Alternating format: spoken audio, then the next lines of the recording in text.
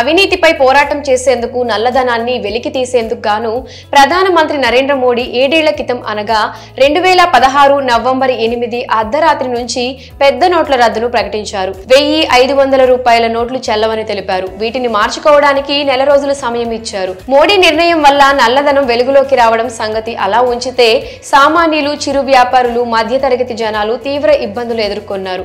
ఈ ఏడాది 2000 నోటును ఉపసంహరించిన సంగతి తెలిసిందే. ఇక తాజాగా 100 నోట్లు చెల్లదనే ప్రచారం వెలుగులోకి వచ్చింది. గత కొద్ది రోజులుగా పాత 100 రూపాయల నోట్లకు సంబంధించి సోషల్ మీడియాలో ఓ రూమర్ షికారు చేస్తుంది. మోడీ ప్రభుత్వం కొత్త ఏడాదిలో పాత 100 రూపాయల నోటును రద్దు చేయబోతుందంటూ పోస్టులు పెడుతున్నారు.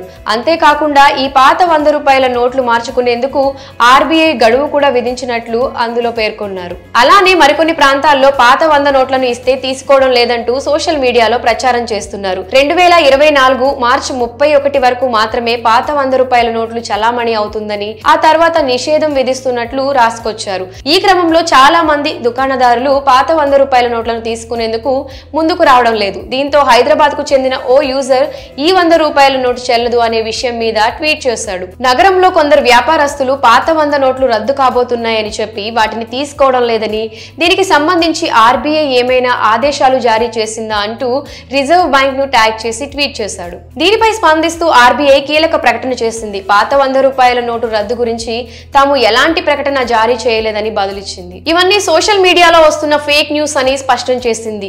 ఎట్టి పరిస్థితుల్లోనూ పాత 100 రూపాయల నోట్లను రద్దు చేయబోమని తెలిపింది.